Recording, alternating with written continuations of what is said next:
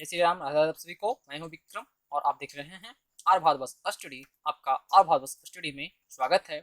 आज जो हम लोग डिस्कस करने जा रहे हैं बिहार बोर्ड का 10th क्लास का प्यूसम का संस्कृत जो प्यूसम है, संस्कृत के दो जो बुक आते हैं उसमें से एक प्यूसम है। प्यूसम का तीसरा चैप्टर है आलस कथा, उसके बारे में हम लोग आज डिस्कस करने जा रहे हैं। राइट, लाइन बाय लाइन हम लोग हिंदी करते हुए चलेंगे। यह जो कहानी है आलसियों के बारे में है, जो कि विद्यापति द्वारा रचा गया है। और यह जो कहानी है एक ग्रंथ से लिया गया है, पुरुष परीक्षा नामक ग्रंथ से। उसी का एक टुकड़ा जो लिया गया है जिसका शीर्षक है आलस कथा। और इससे जो क्वेश्चन है हर साल प्रत्येक साल जो है किसी क्वेश्चन लगभग 6 से 10 मार्क्स के बीच में पूछा जाता है। तो आइए हम लोग देखें। आप अगर इस चैनल पे नए हैं तो आपके मोबाइल के राइट साइड में रेड कलर में एक सब्सक्राइब बटन दिख रहा होगा, आप उसे दबाएं। साथ ही साथ में बेल आइकन को भी दबाएं, क्योंकि यह चैनल आपको अच्छी कंटेंट प्रोवाइड करती है। और वीडियो देखने के बाद अगर वीडियो आपको पसंद आती है तो लाइक बटन भी दबाएं। धन्यवाद। तो देखें, ये कहानी जो है, कथा जो है आलस कथा। राइट, इससे नाम समझिएगा आलस और ये कथा। मतलब यहाँ पे जो कथा है, जो कहानी है, वो आलसी लोग के बारे में ये कहानी बताया गया है यहाँ पर। ओके, तो आइए पहले हम लोग कवि का परिचय देख लेते हैं। कवि के बारे में हम लोग थोड़ा कुछ पढ़ लेते हैं। ओके, तो अयम पाठः विद्यापति कृतस्य कथा ग्रंथस्य पुरुष परीक्षा इति नामकस्य अंश विशेषो वर्तते। यह पाठ विद्यापति के द्वारा रचा गया कथा ग्रंथ पुरुष परीक्षा नामक का अंश विशेष है। मतलब यह जो कथा है आलस कथा, वह विद्यापति के द्वारा रचा गया जो एक ग्रंथ है जिसका नाम है पुरुष परीक्षा नामक ग्रंथ, उसका एक टुकड़ा यहाँ पर एक अंश है जो कि लिया गया है आलस कथा। राइट, और क्वेश्चन पूछा जाता है कि आलस कथा किस ग्रंथ से लिया गया है, तो आपका आंसर होगा पुरुष परीक्षा नामक ग्रंथ से। ओके, इसी से यह टुकड़ा आलस कथा लिया गया है। आगे देखें हम लोग, पुरुष परीक्षा सरल संस्कृत भाषायां कथा रूपेण विभिन्नानां मानवगुणानां महत्त्वं वर्णयति दोषाणां च निराकरणाय शिक्षां ददाति। पुरुष परीक्षा सरल संस्कृत भाषा में कथा रूप से विभिन्न मानवों के गुणों का महत्व को वर्णन करता है। राइट, पुरुष परीक्षा सरल संस्कृत भाषा में कथा रूप से मतलब कथा के माध्यम से विभिन्न मानवों के गुणों का महत्व को वर्णन करता है। और चा का एक शब्द पहले अर्थ आता है तो, और दोषों को दूर करने के लिए, किसके दोष को, मानवों के दोष को दूर करने के लिए शिक्षा देता है। जो पुरुष परीक्षा ग्रंथ है वो विद्यापति लोकप्रिय मैथिली कवि आसित। विद्यापति लोकप्रिय मैथिली कवि थे। क्वेश्चन पूछा जाता है कि विद्यापति कैसे कवि थे, तो लोकप्रिय मैथिली कवि। अपि च बहुनाम संस्कृत ग्रंथानां निर्माता अपि विद्यापति आसित इति तस्य विशिष्टता संस्कृत विषय अपि प्रभुता अस्ति। संस्कृत और भी अपि च बहुनाम संस्कृत ग्रंथानां मतलब और भी बहुत सारे संस्कृत ग्रंथों का निर्माण जो विद्यापति द्वारा किया गया है। मतलब विद्यापति द्वारा पुरुष परीक्षा के अलावा अन्य कई ग्रंथ जो कि संस्कृत भाषा में लिखे गए हैं, इनकी जो कि संस्कृत विषय में जो विशिष्टता दिखी जाती है वो काफी देखी जाती है। प्रस्तुत पाठे आलस्य नामकस्य दोषस्य निरूपणे व्यंग्यात्मिका कथा प्रस्तुता विद्यते। प्रस्तुत पाठ में आलस नाम के जो दोष का निरूपण किया गया है एक व्यंग्यात्मक रूप से, मतलब हंसी वाली कहानी के रूप से यहाँ पर प्रस्तुत किया गया है जो आलस कथा है। नीतिकारः आलस्यम रिपु रूपम मन्यन्ते। नीतिकार लोग, रचनाकार लोग जो नीतियों की रचना करते हैं, वो सबसे पहले आलस्य को अपना रिपु मानते हैं, मतलब कि दुश्मन का रूप मानते हैं। आलस्य को दुश्मन का रूप, रिपु रूपम जब तोड़िएगा इसे तो रिपु जोड़ रूपम टूटेगा। राइट, तो रिपु मतलब दुश्मन होता है, तो नीतिकार लोग आलस्य को दुश्मन के रूप में मानते हैं। अब आते हम लोग, ये तो कवि परिचय हमारा था, अब आते हैं हम लोग आगे की ओर। तो आपका फर्स्ट लाइन जो स्टार्ट होता है, आसित मिथिलायां वृषरो नाम मंत्री। मिथिला में वृषरो नामक एक मंत्री था। मिथिला में वृषरो नामक मंत्री था। राइट, सा च स्वभावात् दानशीलः करुणिकाश्च सर्वेभ्यो दुर्गतेभ्यो अनाथेभ्यश्च प्रति अहम इच्छा भोजनम दाप्यति।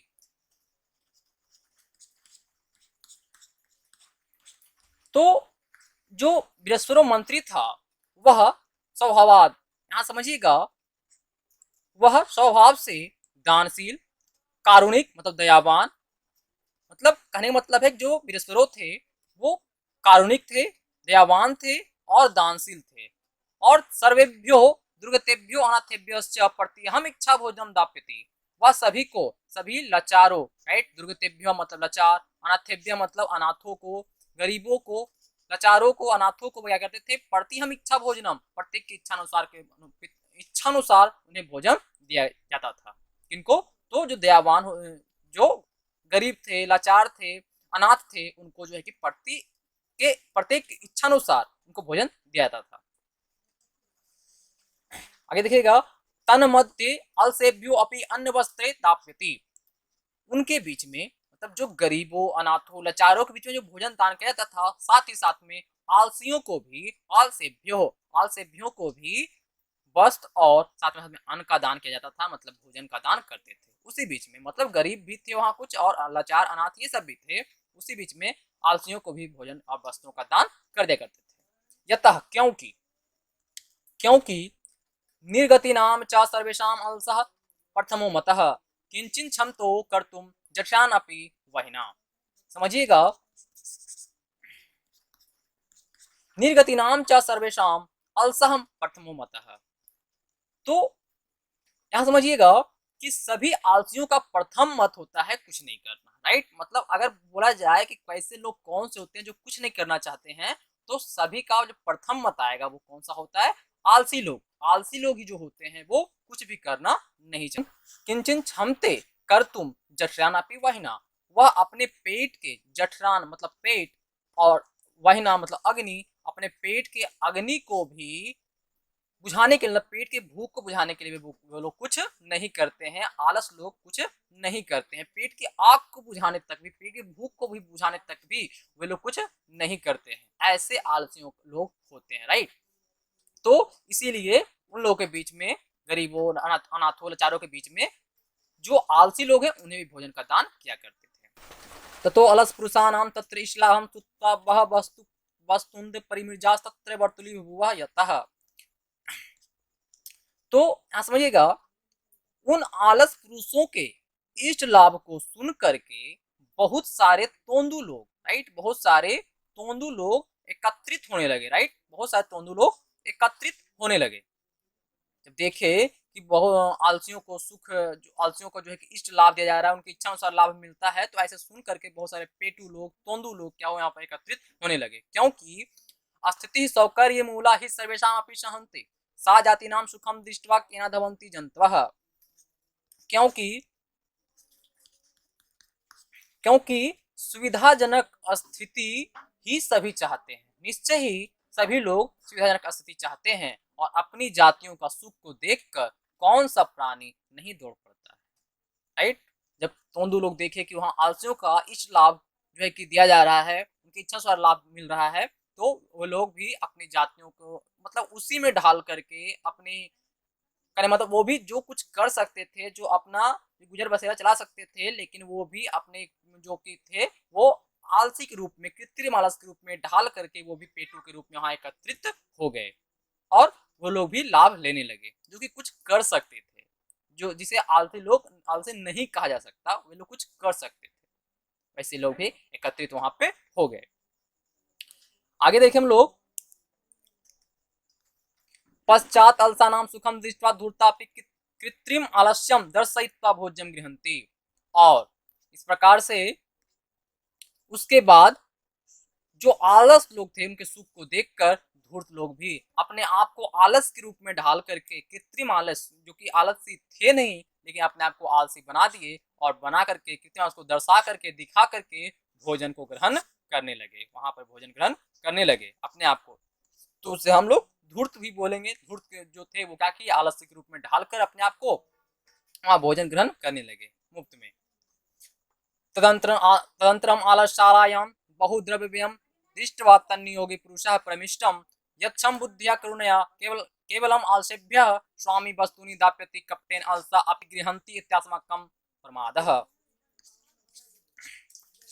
तो उसके बाद जब वहां पर बहुत सारे धूर्त लोग एकत्रित हो गए तो उसके बाद आलसशाला में बहुत सारे धन के खर्च को देखकर नियोगी पुरुष के द्वारा, जो हाँ विद्वान पुरुष थे, जो जो बेसवर मंत्री के दरबार में जो विद्वान पुरुष आते थे, उनके द्वारा विचार किया गया, यक्षम बुद्धिया करना केवल, मतलब जो हमारे जो मंत्री हैं, बृहस्पति मंत्री हैं, जो करुणामयी हैं, जो दयावान हैं, वे केवल आलसियों को वस्तु का दान करते हैं या फिर कपटी आलसों को भी इनका लाभ मिलता है। मतलब कपटी आलस लोग भी जो अपने आप को कृत्रिम आलस के रूप में ढाल लिए थे, वे लोग भी इसका लाभ उठाते हैं, ऐसा हमारा विश्वास है। मतलब वहां पर जो नियोगी पुरुष था उनके द्वारा ये सोचा गया कि कपटी लोग भी इस लाभ को उठा रहे हैं।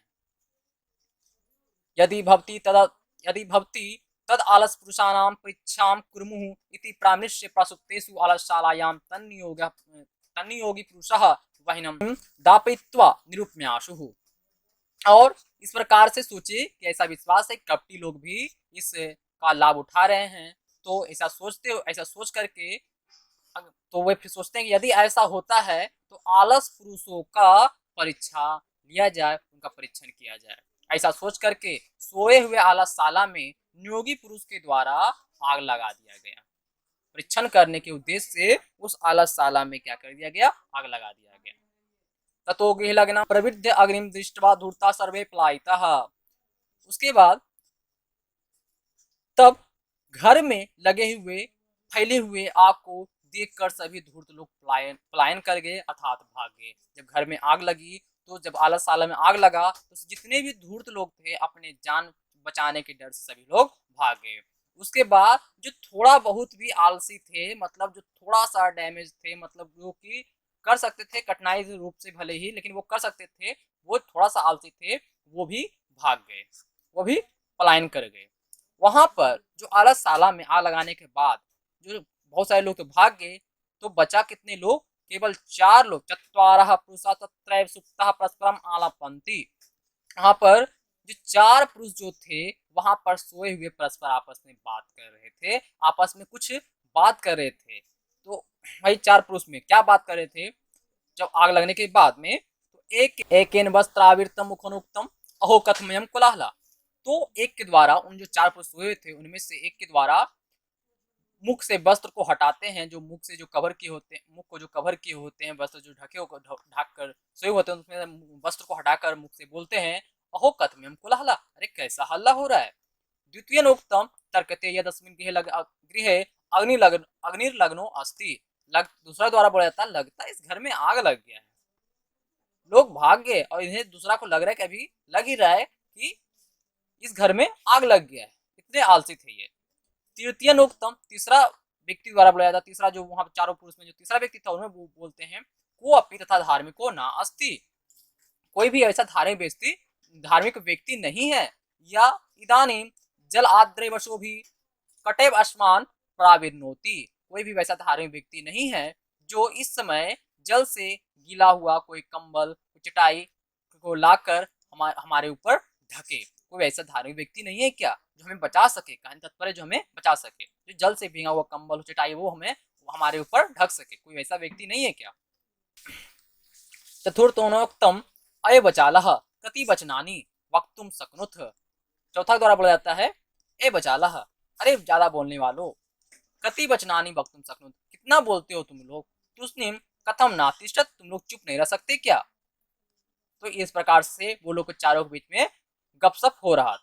एक आग लग चुकी है और ये जो चौथा व्यक्ति है वो बोल रहा है बचाला है, तुम लोग चुप ही नहीं रह सकते क्या, सब लोग भाग रहे और इसे वो सोने की पड़ी है, राइट। तथा चतुनाम अपि तेषाम एवं परस्परालपम सुत्वा बहिनम चा प्रवृद्धम ईशाम उपरि प्रतिस्यन्तं दृष्ट्वा नियोगी पुरुषः वध भयेन चत्वारो अपि आलसः केशे स्वाकृष्य गृहीत्वा गृहात् बहिकृतः। और जब चारों आपस में बात कर रहे थे और उनके ऊपर फैले हुए आग जो था उनके ऊपर देख करके जो नियोगी पुरुष थे उन्हें भय लगा कि कहीं ना ये चारों आलस व्यक्ति जो है वो उनका वध ना हो जाए, वो मर ना जाए। तो इस भय से नियोगी पुरुष जो है कि उनके बाल को पकड़कर, उनके केस को पकड़कर घर से बाहर किए, नियोगी पुरुष के द्वारा जब आपस में बात कर रहे थे तो उन्हें लगा कि ये लोग तो अपना जान गंवा बैठेंगे, इसलिए उन चारों व्यक्ति का बाल को पकड़कर, क्वेश्चन पूछा जाता है क्या पकड़कर, तो बाल पकड़कर उन्हें घर से बाहर किया जाता है। पश्चात आनुलोक के तय नियोगी भी पठितम, और उसके बाद में जब इतना सारे देखा जाता है कि आपस में बात कर रहे होते हैं, उन्हें कोई बचाने वाला नहीं होता है, तो ऐसा सोच करके उन नियोगी पुरुष द्वारा पठितम पढ़ा जाता है, पढ़ा गया, पतिर एव गति अस्तिनाम बानाम जननी गति न आलसा नाम गति कच्ची लोके कोई निकम बिना। तो उनके द्वारा पढ़ा जाता है कि स्त्रियों का रक्षक उनका पति होते हैं, और बाला नाम जननी गति, बच्चों की जो रक्षक होते हैं, जो शिशु का जो रक्षक होता है, जो बच्चे का रक्षक होते हैं, बालाओं का रक्षक होते हैं, वो कौन होते हैं, उनकी जननी मतलब उनकी जो माँ होती है वो उनके रक्षक होते हैं, और स्त्रियों का रक्षक उनके पति, और बच्चों के रक्षक उनकी माँ होती है, जननी मतलब माता, उनकी रक्षक माँ होती है। लेकिन जो आलसी लोग हैं तो उनके जो रक्षक होते हैं वो नहीं होते हैं, कोई भी नहीं होते हैं, बिना कोई न काम बिना मतलब दयावान के बिना, कच्ची लोक के पूरे लोक में, राइट। कहने मतलब है कि आलसियों का कोई भी रक्षक नहीं होता है संसार में, करुणा करुणिकम बिना मतलब दयावान के बिना, जो आलसियों लोग का रक्षक होता है वो दयावान लोग ही होते हैं, राइट। तो इस प्रकार से यह जो चैप्टर है, तो इस प्रकार से बोलते हैं कि ना आलसा नाम गति ही कच्ची लोके कोई निकम बिना, और इस संसार में आलसियों का रक्षक दयावान के बिना कोई नहीं होता है। ये उनके द्वारा नियोगी पुरुष के द्वारा पढ़ा जाता है। पचातेषु चतुर्व आलसेषु ततो अपि अधिकतरम वस्तु मंत्री दाप्यमास, और उसके बाद में जो चारों आलस थे वो वास्तविक आलस माने गए, और उन्हीं चार आलसों को, उनके चार आलसों के मध्य में बहुत सारे वस्तुओं का दान मंत्री के द्वारा कर दिया गया, बहुत सारे वस्तुओं का दान, उपहार का दान उनके बीच में किया गया। तो इस प्रकार से ये चैप्टर जो है आपका खत्म होता है, और इसके अगले पार्ट में हम लोग इसका प्रश्नोत्तर रूप देखेंगे।